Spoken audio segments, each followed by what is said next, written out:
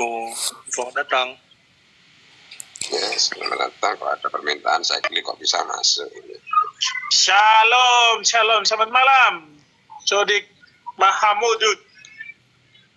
Halo Bro Sodik. Kalau Jadi bang, abang mau punya tanggapan apa nih? Positif atau negatif bang? tanggapan dalam hal apa itu?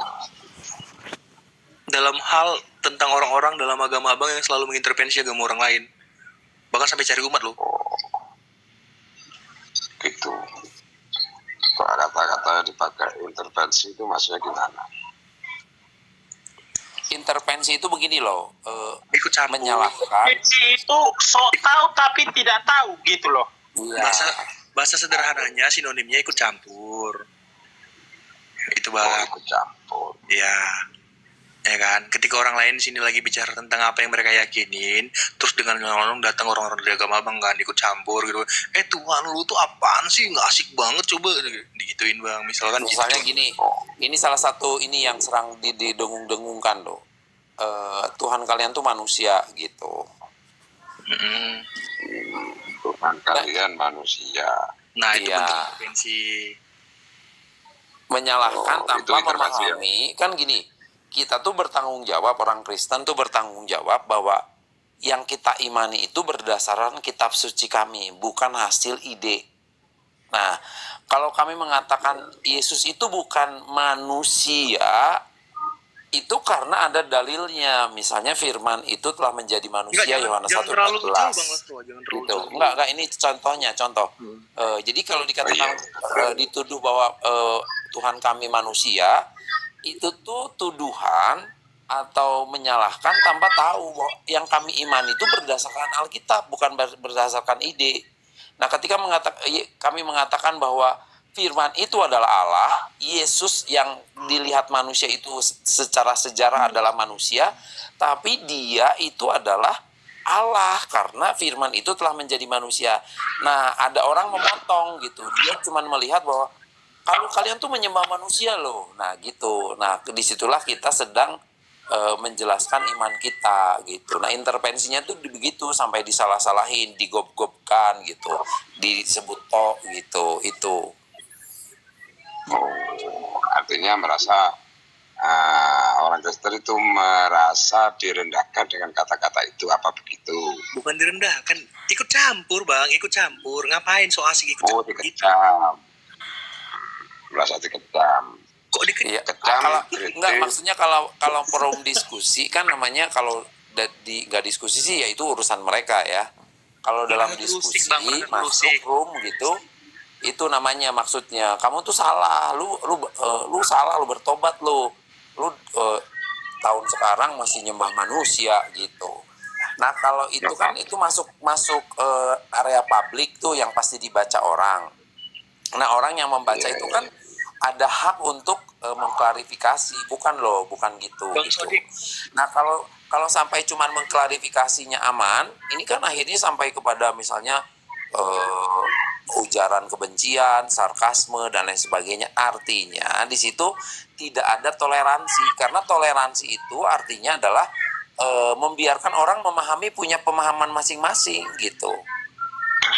Tanpa pemahaman gue nggak usah tuker, nggak usah misalnya berubah pemahaman, nggak apa-apa, tapi minimal memahami. Ya lu kalau memahami seperti itu ya go ahead gitu, nggak apa-apa gitu. Tapi sampai misalnya kepada sarkasme, itulah yang akhirnya toleransi itu tidak ada gitu. Itu sebenarnya sih. Gimana tuh Bang Sodik tanggapannya?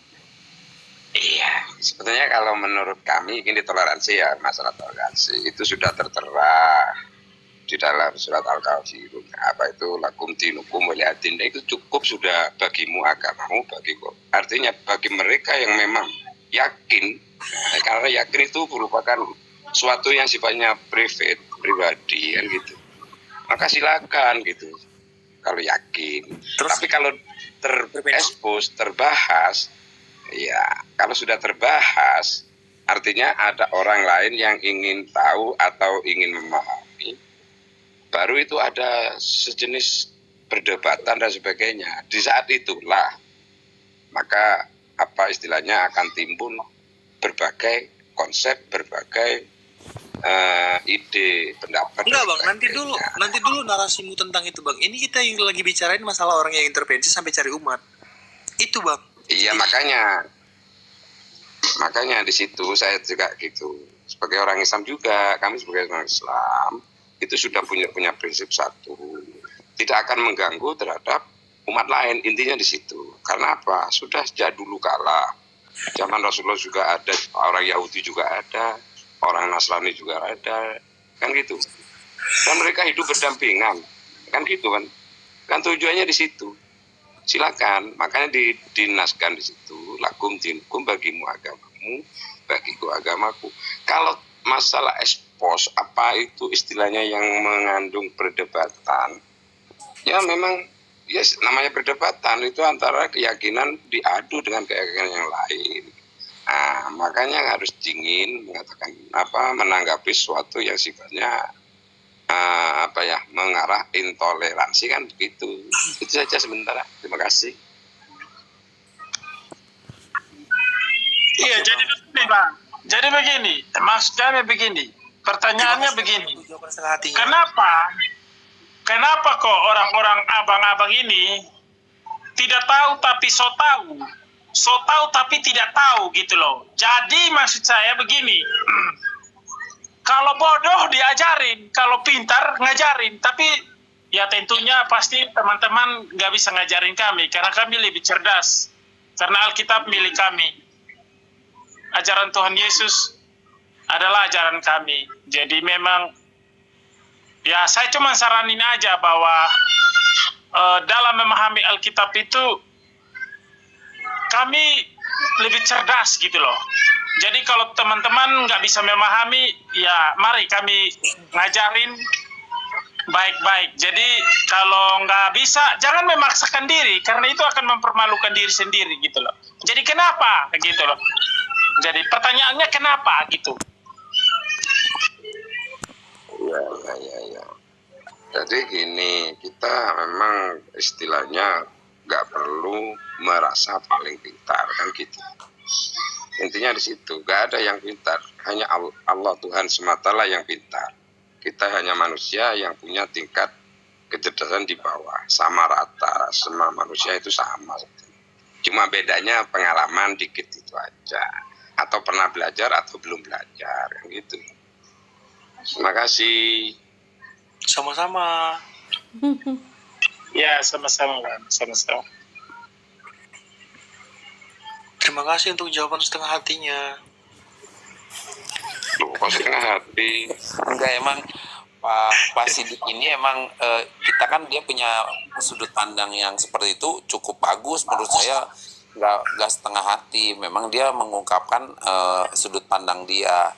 Nah, Iya. maksud saya kalau budaya ngobrol ya, budaya diskusinya, Nah, ya kalau misalnya mau beda pandangan pun gitu ya, tapi kalau kita sudah belajar misalnya tadi kata Tuhan nih, kita mau ribut tentang kata Tuhan.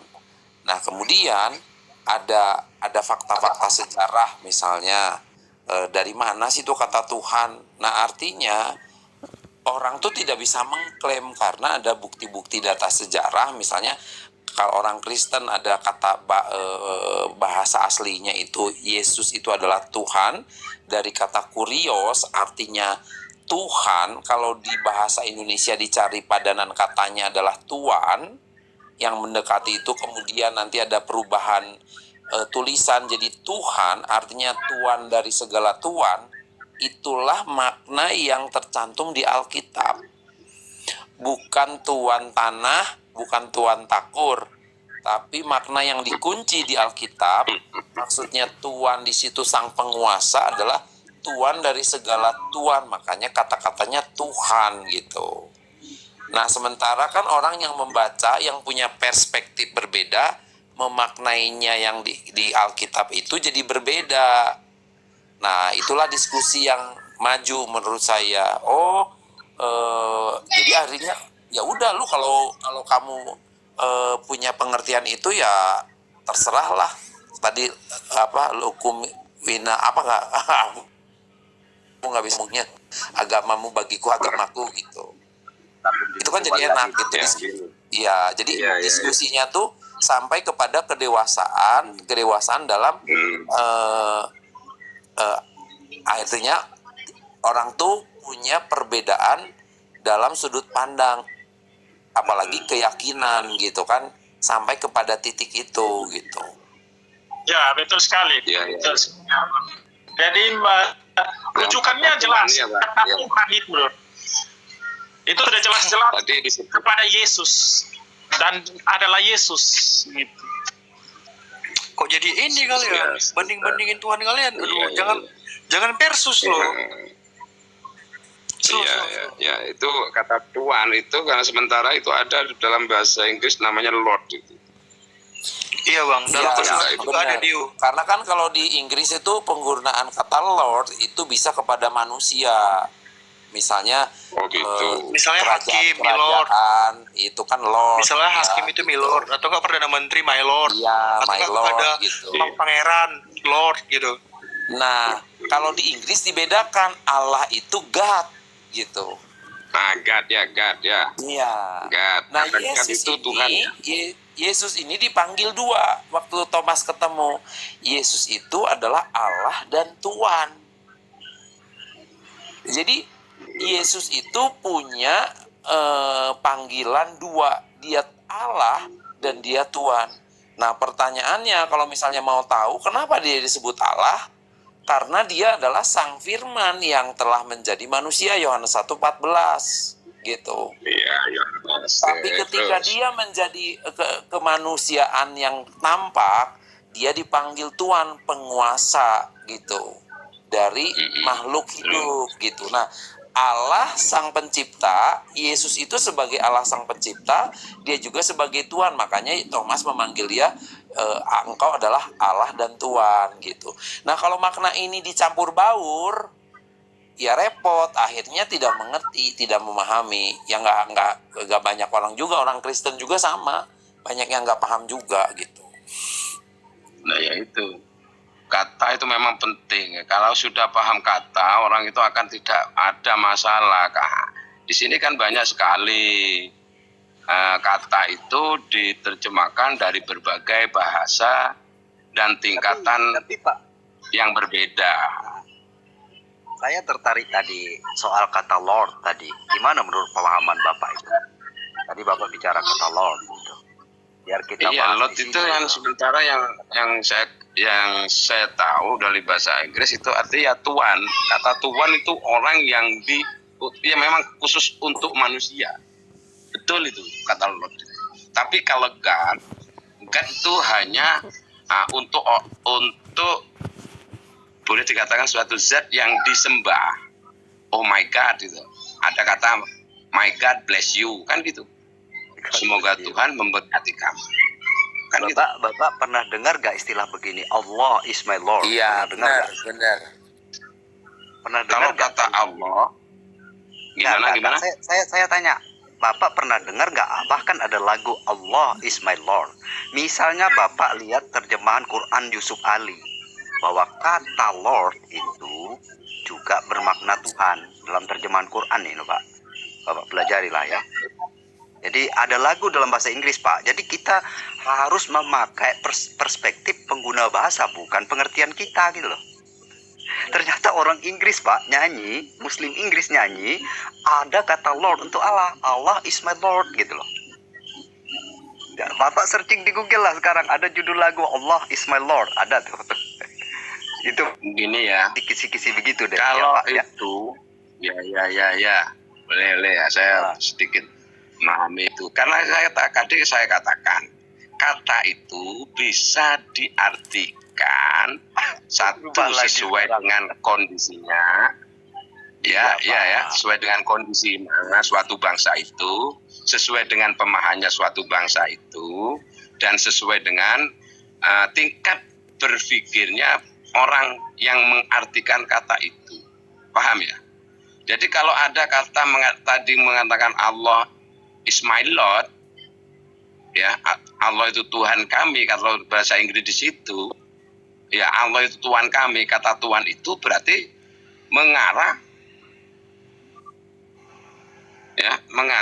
mereka yang dahulunya dari orang bangsa Inggris itu yang mengakui kata Lord itu sebagai Tuhan gitu loh.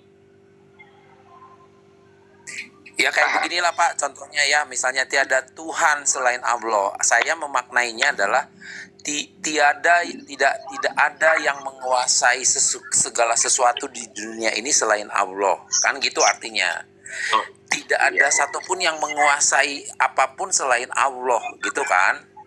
Nah, kata Tuhan ini disematkan kepada, kalau misalnya Tuhan tanah berarti tidak ada yang menguasai tanah A selain dia, gitu kan? Nah, ini dicampur baurkan pemaknaan. Kalau dalam bahasa Arab kan ada Rabi, Robi, ya Allah, ya Robi gitu kan. Allah itu menjadi penguasa saya. Seluruh hidup saya dikuasai oleh Allah, gitu kan, kalau saya memaknainya kalau secara tepat gitu. Bahwa penguasa dunia ini, penguasa manusia itu adalah Allah gitu. Nah, ketika kita sematkan itu kepada misalnya di dalam kekristenan, sudut pandang Kristen kepada Yesus, itu juga sama, bahwa Yesus itu menjadi penguasa hidup saya, tapi dia adalah Allah sesembahan saya. Teman-teman, saya mau turun, saya ada perlu. Terima kasih untuk diskusinya. Aman, God bless you, keren. Terima kasih. Oke, Ya. terima kasih. Terima kasih. Roha ya, Mas Roha Raja ya. Ya. Thank you. Dari mana Bang? Bang, dari mana Bang? Waduh, sudah tutup ini. Saya orang dari daerah Jawa Barat, Pak, Bandung, Cimahi. Oh iya, saya Jawa Timur Mas. Oh, salam kenal ya, Pak. Saya sudah pernah lihat Bapak sih, pasti. Ya, nggak ada masalah. Kita itu kan sebagai manusia kan saling mengenal, gitu tugas kita kan. No, Pak, ada tuh yang typing di bawah tuh, kerjanya nanya-nanya intervensi sama urusan orang lain tuh. Bapak ini mengamatinya gimana tuh coba? Udah tanda bacanya kurang itu. Teman-teman, saya turun dulu ya. Terima kasih ya, saya ada kerjaan. Terima kasih. Dia dulu waktu belajar Bang. SMS, ya kan? Gagal, Pak. Subjek predikat objektifnya gagal tuh, Pak.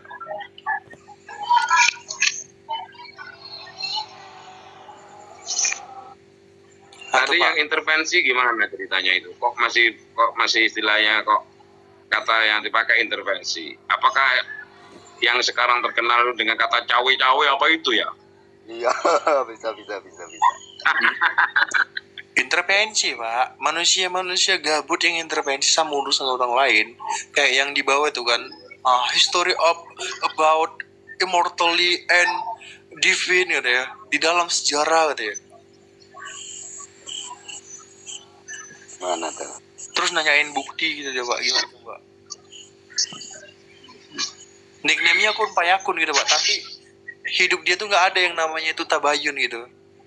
Atau tadarusan gitu, hidupnya nggak ada gitu, Pak. Kerjanya nyari perang mulu. Ya, serba sulit juga. Karena kembali pada otak dan watak kan gitu. Nah, Kadang ada orang ya, kan kadang ada otak dan watak ya yang beda gitu tingkatannya. Karena batasan keilmuannya kan gitu. Ya kan kelihatan orang yang tingkat kecerdasannya itu tinggi itu akan berpikir 1000 kali sebelum melontarkan kata-kata. Oke? nah lihat tuh Pak, dia kan perang bukan berarti perang katanya. Aku perlu bukti setiap kata-kata katanya. Kata dia gitu, Pak. Gimana tuh, Pak? Apakah sebuah tesis yang memiliki makna kata yang membuat hati orang tersusun sampai mengerti apa itu yang namanya filosofi harus dibuktikan lagi dengan sebuah benda?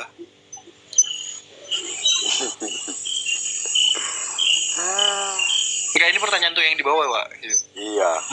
Atau dia bisa nggak menelaah kata-kata urusan gitu? Berarti perang.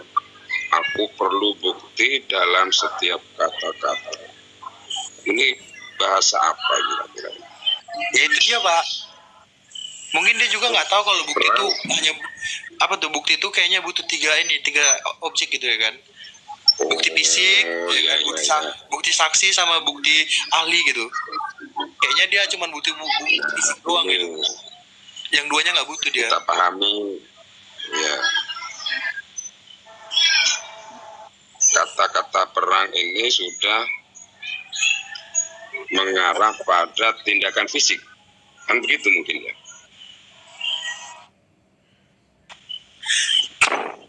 Tindakan mental juga, Pak. Nah, kalau tindakan mental itu argumen, perang argumen. Hmm.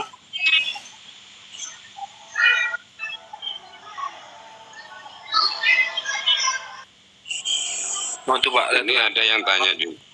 Nama Aku cuma mau Pak, dia pengen di bawah tuh. Nama akun Payakun.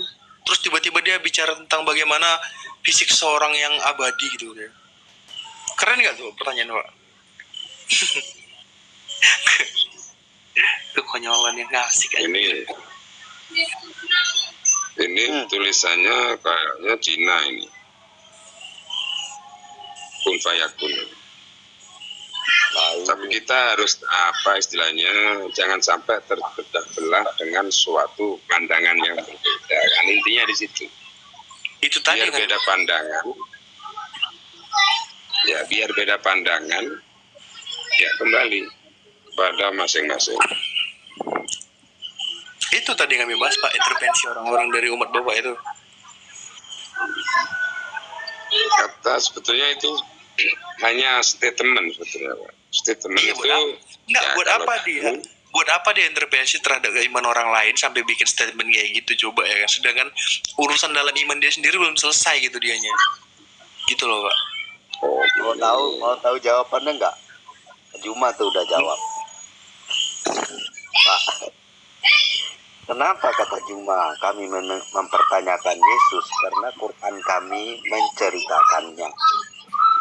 Kenapa kami persoalkan kitab-kitab Kristen Yahudi? Karena Quran kami mengatakannya. Bapak setuju nggak itu?